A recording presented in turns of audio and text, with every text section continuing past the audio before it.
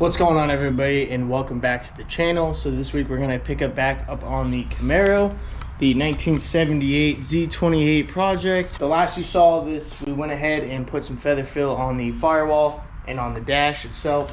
So actually, before we really get started, I'm going to take some of this primer and I'm actually going to put a little bit of a guide coat all over this area, just so when we do go and sand, we have a nice differential of high and low. So I'll kind of explain that more as we go, but right now I'm gonna get a quick coat on it, just a real light dusting. You guys can see that, and then I'll explain why we do that here in a second.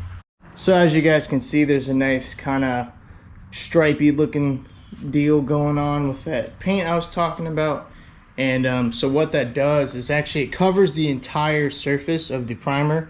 And when you sand on, you know, like a solid colored primer, like just gray, it's kind of hard sometimes to see where your high and low spots are. So what this does is it actually covers, it puts a really fine mist over every single area. And so when I go to sand this off, I'll sand the black off, obviously, but if there's a low spot here, it'll stay that darker gray color, or even that like kind of charcoaly color. Or if it's a high spot, I'll be able to find it really fast. So that's the whole purpose of this. And you know, the firewall, it's kind of a focal point of the car, because you know, you're gonna have the engine and then the firewall's right there. The cowl, probably not really so much, because that'll be, you know, windshield to go there. We have a little cover for that. But you know, all in the name of some proper body work and sanding and stuff like that. So that's what the purpose of this guide coat. Some people don't do it, some people do it. Some people use a colored primer like a black or a red, and those colors, actually, when you go and sand those down, you can actually see the different shades in the red and black primer. So it's really not necessary to put a guide coat on there. You could still use a guide coat on those colors, but sometimes it's really just not necessary, just because of the pigment in the primer itself. So with the gray, it's a little harder to tell, so that's why I went ahead and did this. So when we go and you know, continue on with painting the firewall and the dash and the cowl area, that's when we'll go ahead and sand it, and then you guys will really see what I'm talking about. Alright, so enough about the primer.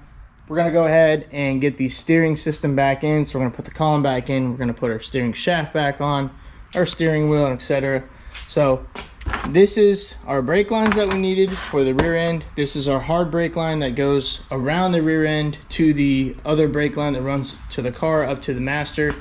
So what we're going to do is tackle the steering first, because that's kind of top of our list right now. That way when we take it to the fab shop, we have steering. It'll be easier for the guy to move the car and whatnot. And then the brakes, I'm kind of just trying to get it out of the way, just trying to get parts off the shelf and back onto the car. So another thing that we found is the gutters for the trunk. Now, I'm not sure if I really even mentioned this to you guys, but the notorious second gen Camaro rust has struck again. So we knew about this before, and as you can see, that gutter is completely gone. Now, I was thinking about making a patch panel, but my only issue with that is I do not have a metal stretcher or a metal, what are they called? It's like a metal stretcher. We'll just call it a metal stretcher. I don't have the tools to do that here, and if I tried to do that, I'd probably just crack the metal or break it or something like that. So these were 65 bucks, and these are direct OEM replacement panels, or gutters I should say. So they fit just like that. And actually it kind of works out, because this side is like perfectly right to where the metal is. So I'm only going to use the corner portion. Oh geez. I'm only going to use this corner portion for right here, and then that's really about it. So this stuff might look bad, but it's actually pretty solid underneath. There's no rust holes or anything like that. So, but over here we do have a few holes. Not a big deal, because we do have the replacement gutter for this right here. So we can go ahead and cut this entire strip out, replace the gutter, and then make a little panel for that we can fill back in. So another area, looks bad, but it's not. It's all solid right here. So like I was saying, this car's got rust in weird areas. It's got some common second gen Camaro, Firebird, F-body rust spots, but nothing crazy. So like right here, all of this is immaculate. Usually this is gone before the gutters are gone. So yeah, I don't know. It's weird, but I'm okay with that. So we'll go ahead and chop this up, cut it up, get it all fitted up really nice. So I'm not sure if we're going to tackle that today, but eventually that is on our list. So I got a few other things I got to work on, but steering is most important for right now. So we're gonna get steering shaft all in. All right, so this is what I was talking about the high and low spot and why we put a guide to it on there. So as you can see, this is where the raised portion of the firewall panel was. And I just did a quick light sand, and you can see like right here, that's a very, very minuscule low spot. But if I keep sanding, that'll probably go away. It'll probably all feather out, just because I did put a very thick coat. Actually, sorry, a very couple thick coats of the feather fill on here. So what that does, it builds up a whole bunch of primer, and when you sand it back down, it gives you a little bit easier time of sanding around and not having to use body filler and stuff like that. All right, so moving on to our brake system. So we're gonna have the line that we had from our 10 bolt, and then we have the two -3 steel braided lines that will convert, well, not really convert, but these go to the caliper, to these conversion little adapters. These are -3 AN on one side, and I want to say these are 3/16 side. Either way, they mount to the factory, or the reproduction brake line kit that we have, so everything will line up with our new Strange brakes. So I'll go ahead and get the car jacked up a little bit, get the wheels off of it so we have more access, and then go ahead and start routing all this. All right, so the first thing, got the factory kind of little mount for the rubber line up there, the third brake line, I guess you can call it. And it lays out pretty good. There's definitely like some unnecessary bends and whatnot in there.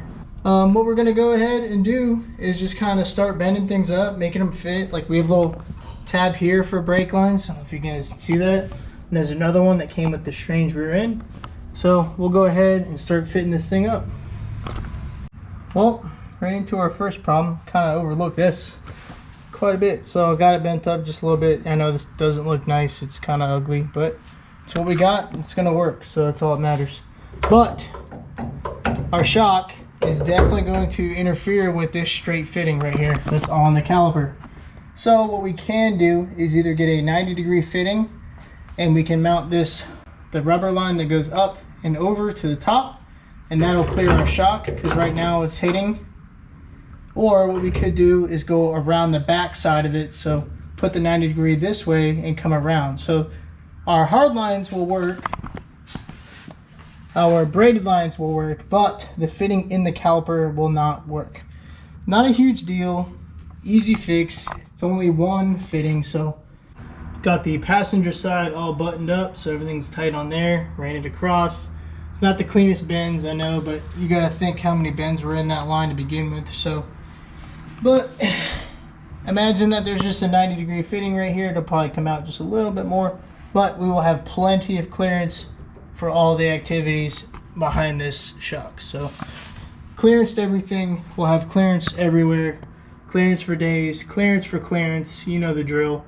So the only thing that would stick up is just that line right there, but I mean that's a good 10 inches before it even comes close to the car. So I don't see the rear end squatting that much, but hey, you never know. We'll find out, and yeah, we'll go from there. So I'm gonna go ahead and actually get the hard line ran that runs all the way up to the front of the master. So well, there you go, guys. We got the master brake line, I guess you can call it. This one's still loose, just because we had to take it off and sand all this and paint it.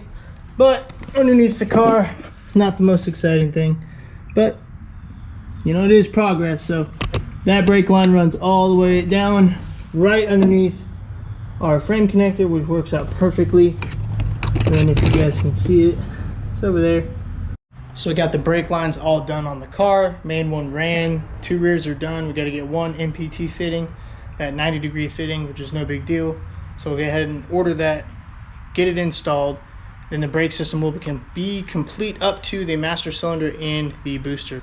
So if you guys did not know, we have a little issue with our CPP upper control arms, which is very aggravating because we've called them numerous amount of times. We called Summit Racing to see if we can get an exchange or a return, and honestly kind of just wanted to return them by this point, but CPP is not willing to work with us. They say that their boots are not covered under their lifetime guarantee warranty on their control arms.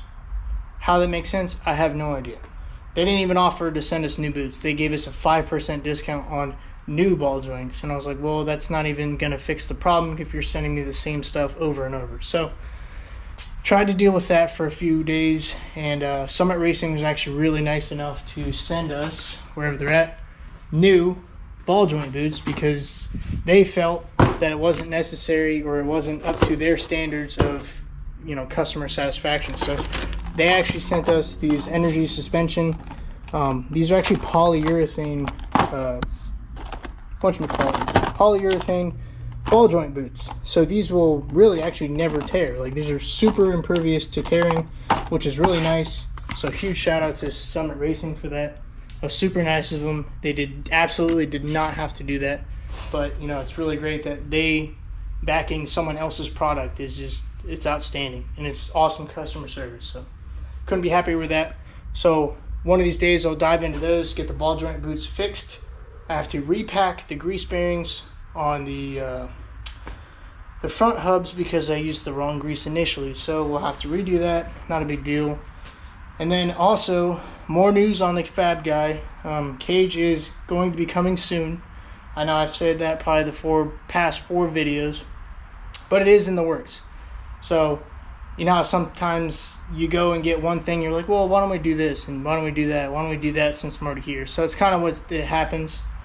Customers get snowball effect when they go and take their car to go get work and stuff like that. So the guy that is currently in our spot got a cage done. Now he's doing a tube front. Now he's doing a removable fuel cell mount, stuff like that. So, you know, we're not in any type of rush. It'd be nice to get it done that we can make more progress on the car. But in the meantime, we still have plenty of things to do.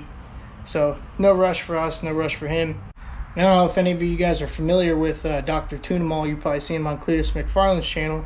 That's my buddy Nate, and actually his truck is over at the Fab Guy shop.